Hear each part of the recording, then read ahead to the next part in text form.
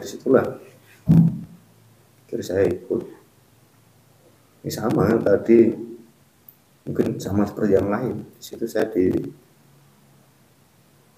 sana ya hanya ikut dulu lah kan, saya nggak tahu ngaji apa, yang penting saya ikut. Nggak tahu kenapa di situ akhirnya ada ketertarikan sampai pengen ketemu kiai. Di sini kan, di sana ketika saya bertanya saya harus bagaimana selanjutnya, ya kita di sini belajar bersama, Mas. Di sini nggak ada senior junior, nggak ada orang baru orang lama, karena kedudukan manusia di hadapan Allah nggak ada yang tahu. Entah orang yang baru ikut di sini kan, orang yang sudah lama mengamalkan ini, belum jaminan kan, seperti itu. Wah ini tambah mantap kan. Udah saya pengen ketemu kiai kan sempat saya tanya di sana, saya sempat roh lah kan, ini amaliyahnya beda kan gitu, ini amaliyah apa kan, ini saya nggak bisa memberikan kan. Ini harus ketemu yai, setelah ketemu yai nanti kalaupun yai menunjuk ke seseorang atau murid beliau yang menjelaskan atau apa yang artinya menyambungkan amalan ini, ya beliau yang nantinya menyambungkan amalan ini, seperti itu. Tidak sembarangan. Di situ saya yakin. Jadi saya ikut kapan bisa ketemu yai. Terus carilah jadwal Dzikir Akbar waktu itu. Dzikir Akbarnya hari Sabtu malam Minggu di 2 bulan sekali. Malam Minggu Kliwon sama Legi kalau nggak salah. Makanya datang ke beliau itu. Makanya di sana ditalkin mau ditobat, ditalkin yang lainnya. Saya itu nggak tahu apa-apa. Seperti itu. Yang penting saya jalani lah. Tapi ada cerita aneh waktu itu, Mas. Mungkin kan asli saya kan asli Kediri, bukan asli Malang sini. Dia pendatang di Malang. Ya, asli Kediri. Dan kebetulan mungkin tahunnya sanak famili saya yang di Kediri, bahkan tetangga saya yang di Kediri, saya anaknya ya juga masih gak karu-karuan kan. Karena emang saya dulu bandel kan gitu. Bandel. Dan sanak saudara saya, bahkan tetangga saya pun mungkin gak ada yang tahu bahwasanya saya sudah bertobat lah kan, seperti itu.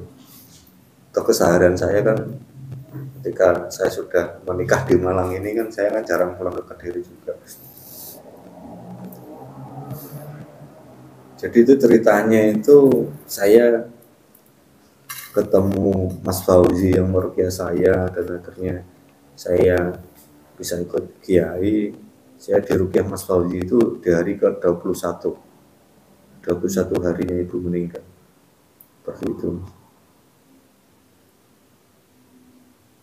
Tapi ketika 7 harinya ibu meninggal, kan di rumah itu kan ada acara tahlil.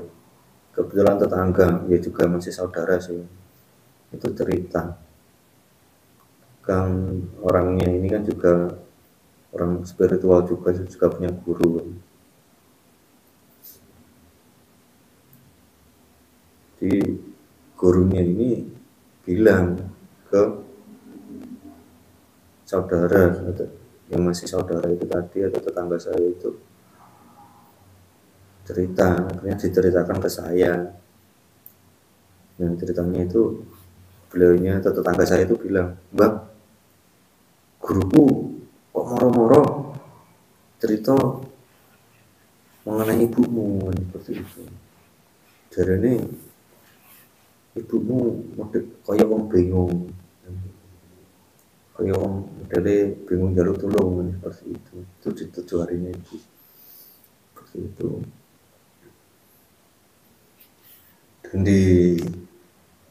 Nah setelah 7 harinya ibu kan saya pulang, dan saya aktivitas kerja lagi, Dan di hari 21 saya ketemu Mas Fauzi waktu itu yang merupakan saya dan menunjukkan jalan ke Yai ini. Saya sangat-sangat bersyukur melalui peralatan Mas Fauzi. Saat itu saya bisa tersambung dan mengikuti bimbingan Kiai. Dan anehnya itu kan di hari 40-nya ibu saya itu, saya kan kembali lagi ke diri pulang. Karena saudara dan juga tetangga saya tadi pun cerita lagi, Bang, guruku cerita mana ya mengenai ibu sampean. Sadurunge sepurane loh ya kan. Sama seperti yang dikatakan sebelumnya, sepurane ya. Jadi beliau cerita, Bang, guruku cerita, ibu kok orang sing wis nulung seperti itu. Perkataannya beliau seperti itu. Dari situlah. Tapi saya tersadarnya itu baru beberapa bulan. Ternyata benar ya. Dan itu menjadikan saya semakin yakin lagi ya. Itu saya semakin yakin lagi bahwasanya amalan ini benar-benar tersambung.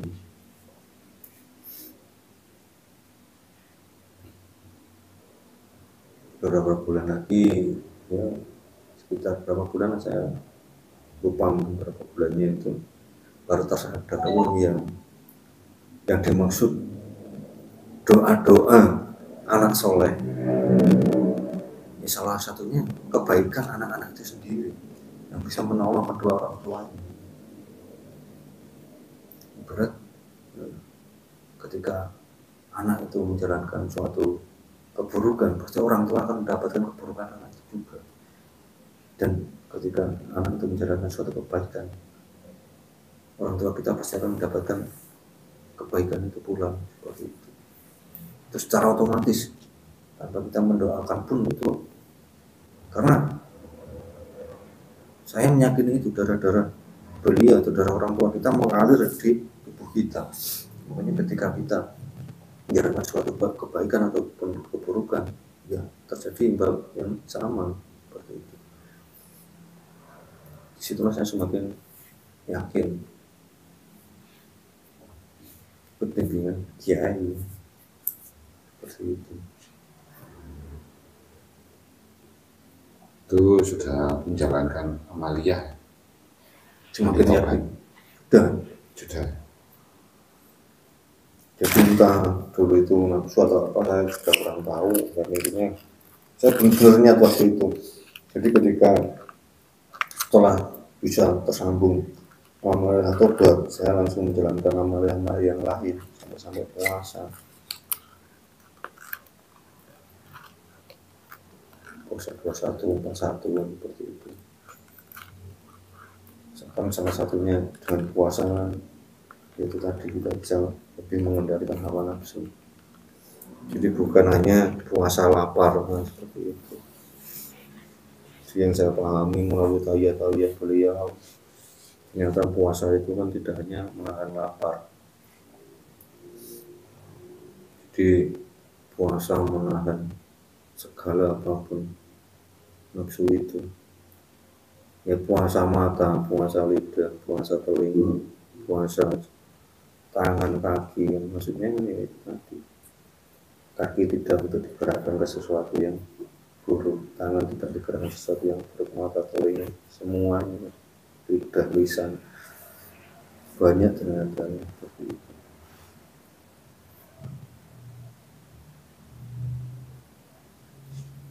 Ya alhamdulillah. Dan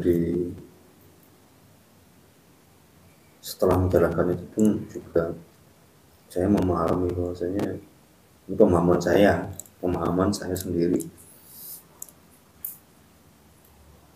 sesuatu amalia itu harus mempunyai sanad yang tersambung. Kalau amalia itu tersambung sanadnya, amalia kita tersambung ke guru kita, ke guru-guru silsilah sampai ke Rasulullah, sampai ke malaikat Jibril, sampai ke Allah,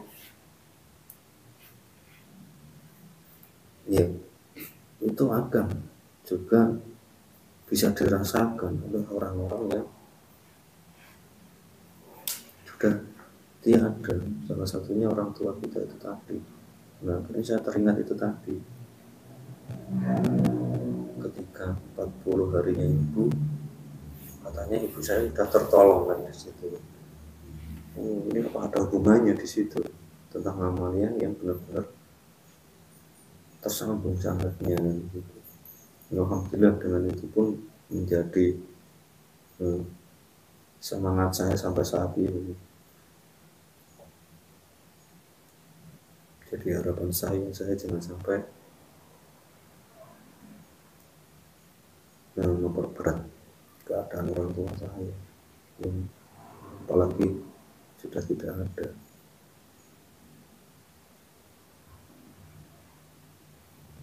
Memang harus memperbaiki diri seperti ya sama dulu saya itu orangnya emosian mas. Bukti ini kayak semedia ya, jadi ini boleh disalahin sih.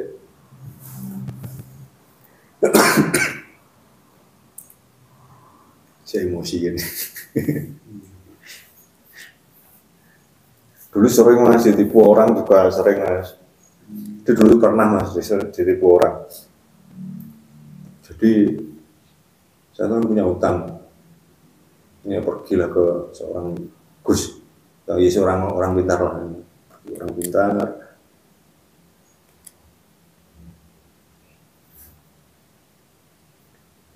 Di sana aku pengen jalan keluar lah daripada permasalahanku ini, terus diarahkan.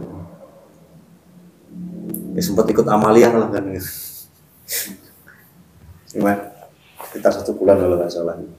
Ya terakhirnya itu tadi saya menceritakan masalah saya mengenai utang piutang itu tadi pun udah gini aja nanti kataman seperti itu, karena orangnya juga sebelumnya bilang di sini tuh dia nggak ngomong tok lah kan, bukti kan, bukti nggak mau yakin kan waktu itu kan. Kritik kayak gitu dicari yang ketika aku lakon itu mau kan, terus pencaranya kalau sedang sakit nyaur utang rezeki kula kelancar lah sakit kamu nyaur utang kan, udah sampai ini aja sedekah yang bagaimana kan, ya kita tasakuran juga kan, gitu. Sedekah ke para pengamal kataman itu tadi kan, biayanya berapa kan? Biayanya kataman, nanti kita berikan uang ini ke yang kataman itu sekian. Ya menurut saya waktu itu ya banyak jumlahnya, sampai 1.500.000 yang banyak ngomongkan duit. Terus okay. Tapi anehnya itu syaratnya ada satu syarat yang mungkin menurut saya aneh waktu itu, buat tumpeng tapi ada ayam ya, ayam yang disembelih untuk tumpeng itu harus yang warnanya putih semua, putih mulus mas. Tapi anaknya mau sak moto-motonya putih mulus ya. Sampai ya berani nggak berani saya sampaikan ke orang tua, ke bapak saya waktu itu, ke bapak ibu saya yang masih waktu itu masih ada kan, ibu saya masih ada. Sama-sama saya diejek sama bapak saya. Yo pitik putih mulus sak motone yo pitik loro gitu kan. Ayam yang sakit kan gitu. Ya Allah. Nah, akhirnya kan yo nggak nemu kan ayam itu. Nggak nemu, akhirnya ya udah titip saya aja kan gitu kan orangnya. Titik. Ya kebetulan uang saya itu dengan biaya 1.500.000 itu kan kurang. Ini saya utang lagi kan. Ya akhirnya disitulah saya bisa merasakan setelah 1 minggu setelah tasakuran yang katanya tasakuran itu kan. Lu kok tambah akeh utangku kan. Tambah akeh utangku kan. Rezeki ya tetap ya, masih dicukupi aja sama Allah. Kalau solusi utang tambah utang. Ya. Tambah jeruk bos. Mengatasi masalah dengan masalah. Dari situ saya tersadar akhirnya saya tinggalkan. Jadi itu perjalanan sebelum saya ketemu yang semedi, yang tiap hari mencari kesalahan saya pribadi itu kan. Banyak yang sama itu pun saya di sana diajarkan diberi yang Islam juga. Ya untungnya saya pernah ditawarin kan dulu juga, tapi ingin kebal kok itu saya kan gitu kan. Jadi kebetulan di situ ada kan, pengikutnya itu yang kebetulan ketika bener-bener listrik kabel itu mau menampilkan juga. Ya itu kebetulan sih sebenarnya. Jadi ketika kena kabel yang plus minus itu tadi itu rambutnya itu jadi nggak kesetrum lah, dia itu mah nggak kesetrum. Jadi mah mobil rambutnya itu ya nggak roh lah, itu mungkin gaya trik sulap atau yang gaya minyak sama beluk itu, tapi nggak roh kan. Tapi intinya di situ yang saya lihat kan ketika kena kabel itu mau beluk kan gitu kan, rambutnya kok nggak kesetrum kan, mau sakti gitu, tambah semangat. Ternyata ya itu tadi.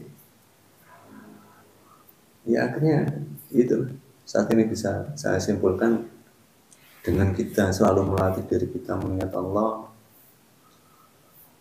itu lebih baik daripada yang lain, seperti itu. Bagaimana kita menghamba pada Allah, kita hamba Allah yang seperti ini ya, setiap hari itu banyak pelajaran yang bisa saya ambil dari apa yang dibimbingkan oleh Kiai. Dengan saya belajar selalu mengingat Allah meskipun sulit bagi saya.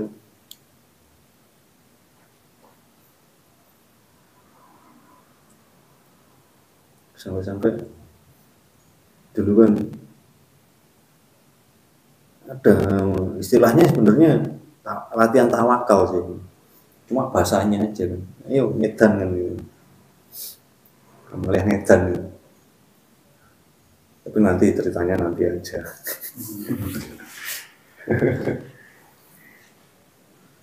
Jadi kan gini mas, kalau ditakoni kan, sama tawakal nggak ke Allah? Tapi banyak orang yang mengatakan tawakal, bahwa yakin ya semuanya ditanggung sama Allah, yakin.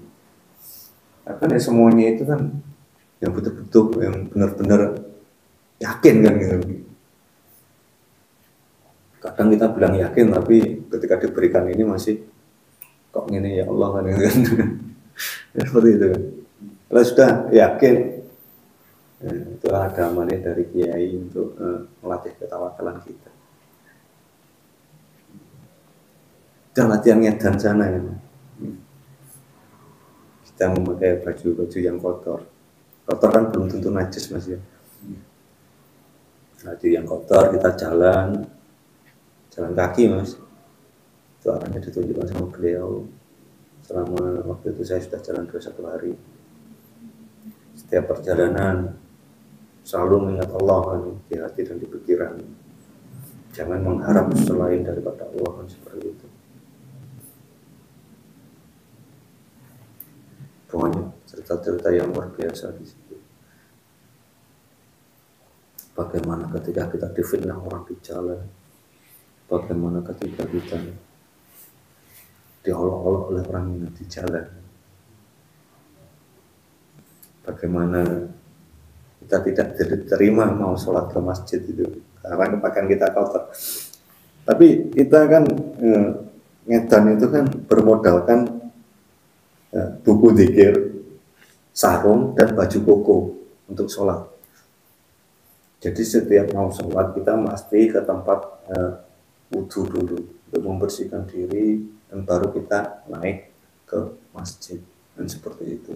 Jadi kita sudah berganti pakaian seperti itu. Jadi kita dimodali baju yang bersih. Di baju kita harus membawa bekal baju koko dan sarung berzikir itu tadi. Jadi untuk kita sholat 5 waktu itu. Bahkan kita ya juga diingatkan sholat sunnah yang lainnya itu seperti itu. Alhamdulillah di situ meskipun merasakan lapar juga dikuatkan sama Allah. Seperti itu. Hanya nanti saya ceritakan lagi kisahnya Ngetan itu. Luar biasa.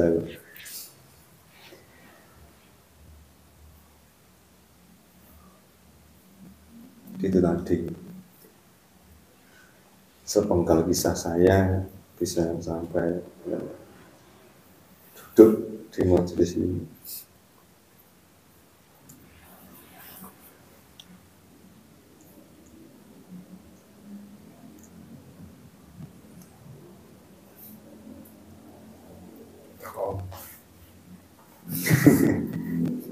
Jadi tegurannya keras mas, sampai-sampai kan harus ibu saya diambil dulu sama Allah baru saya tersadar.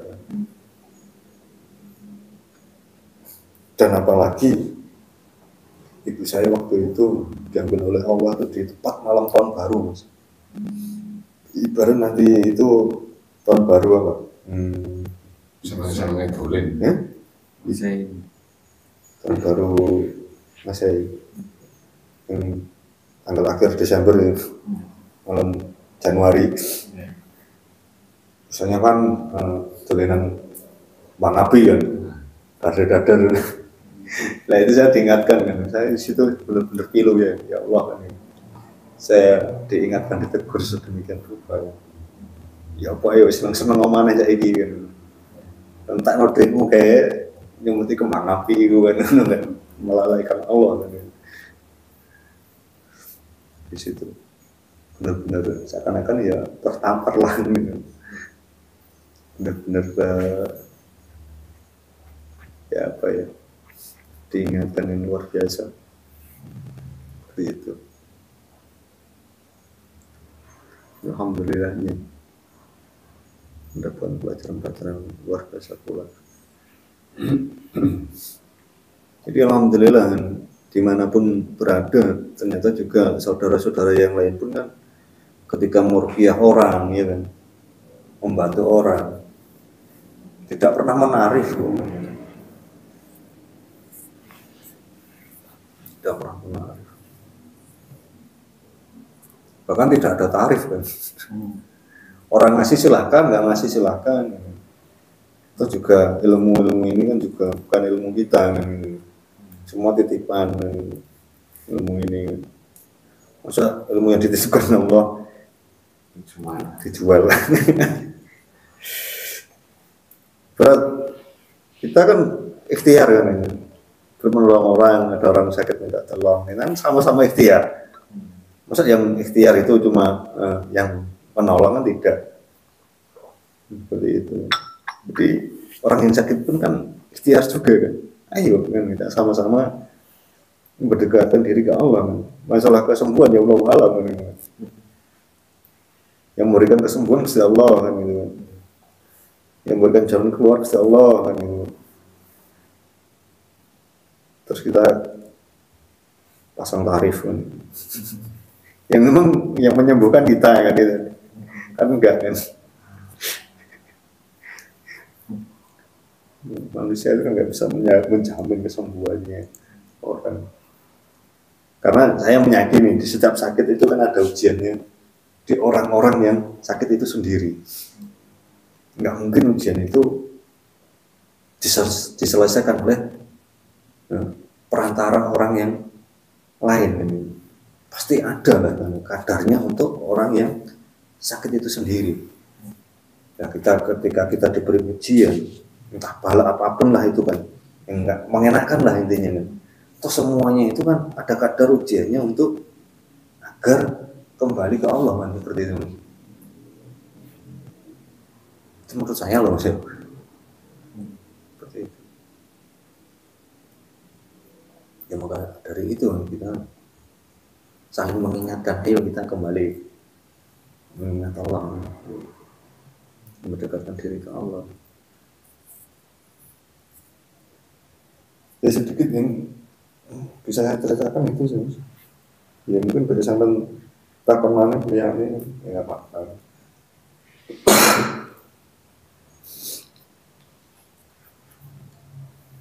masih Ya dulu emang itu mas, Ya karena saya ditegur sedemikian rupa kan.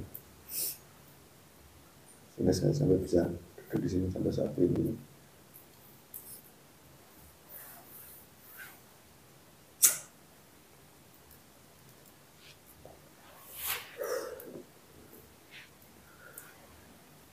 Dari sana prepare tugas.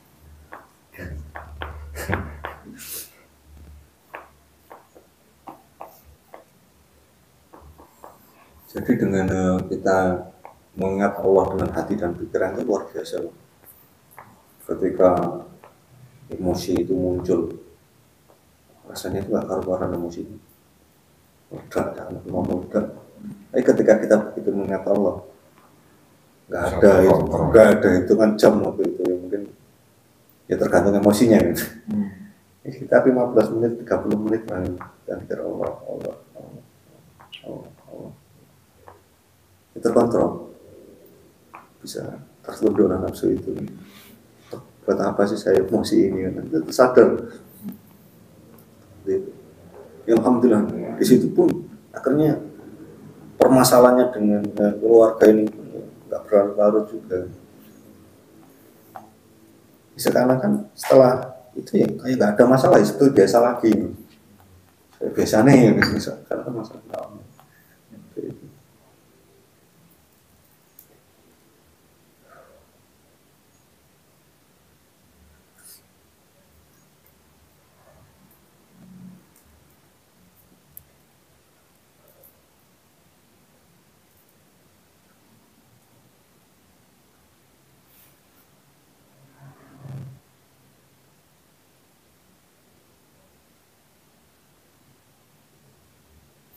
Ya mudah-mudahan dengan amalia-amalia atau dengan bimbingan Kiai kita selalu diberi kepemahaman dan bisa menjalankan apa yang harus dijalankan dengan kekuatan apapun yang harus dijalankan.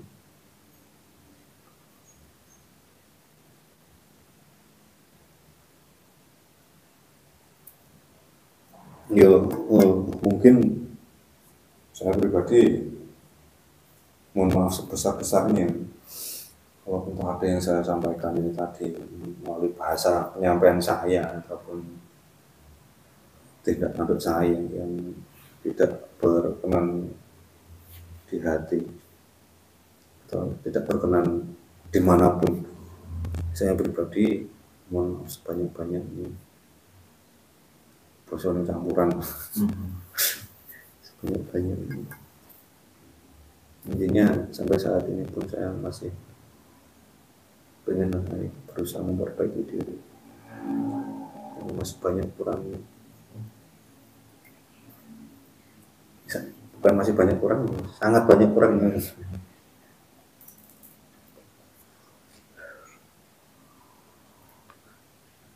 Dan kita memiliki peran yang sama, kita saling mengingatkan. Ini saya teringat awal saya masuk di sini, masuk di majelis ini kan saya selalu ingat kata-kata itu yang diberikan Mas Aulia yang ada di Surabaya kepala itu. Yuk kita sharing-sharing dan kita itu di sini sharing, sama-sama saling memperbaiki diri. Dan kita di sini nggak ada senior junior, lama baru nggak ada, karena kedudukan manusia di hadapan Allah itu tidak ada yang tahu.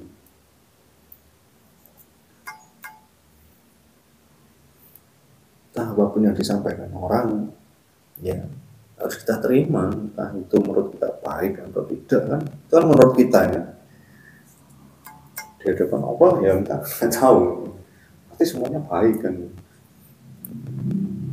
Yang bisa menentukan baik buruknya kita, yang baik buruknya perkara itu Allah kan, seperti itu. Saya teringat kata-kata itu. Jadi semakin nyaman aja.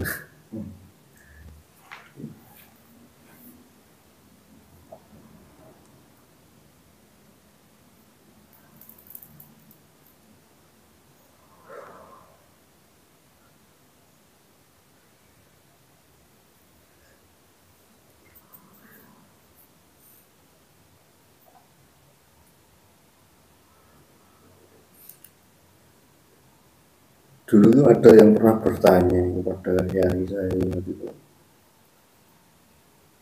Terus bagaimana jika orang awam itu mungkin mencari guru pembimbing yang tepat kan, seperti itu. Ya pesan beliau untuk mencari guru pembimbing yang tepat, beliau yang tidak pernah membicarakan kejelekan orang lain. Beliau selalu membawa kita, selalu mengingatkan diri kita ke Allah, tidak menebarkan kebencian, tidak menebarkan adu domba kan, seperti itu. Ya kembali lagi ke situ kan, baik buruknya itu kan sebenarnya kita yang menilai kan. Di hadapan Allah nggak ada yang tahu. Ya, siapa tahu buruknya orang, ya, itu kan untuk pelajaran baiknya untuk kita. Ketika melakukan keburukan itu hasilnya seperti itu kan, seperti itu.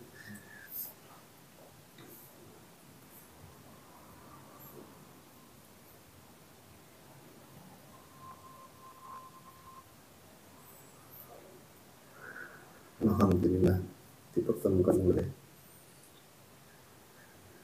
guru pembimbing untuk seorang mursyid yang baik menurut keyakinan saya, mudah-mudahan menurut keyakinan kita semua. Karena mencari guru mursyid itu kan juga tidak mudah, seperti mencari sebuah jarum yang jatuh di padang pasir pada malam hari.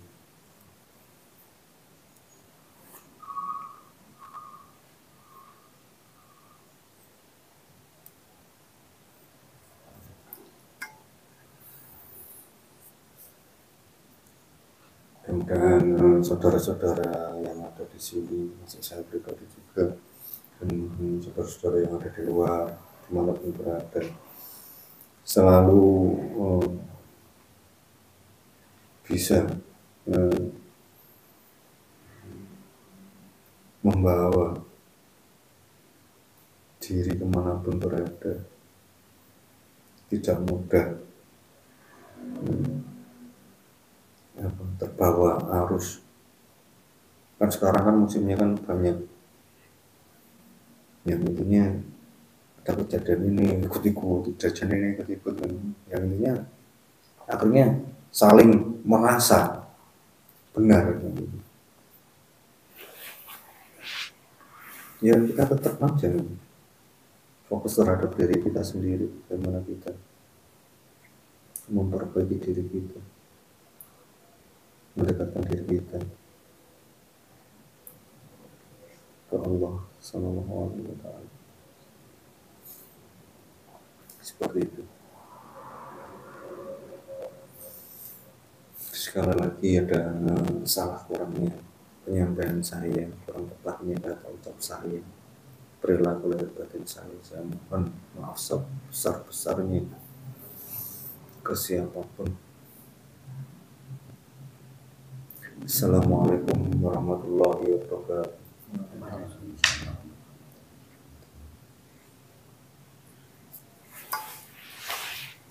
Itu tugas.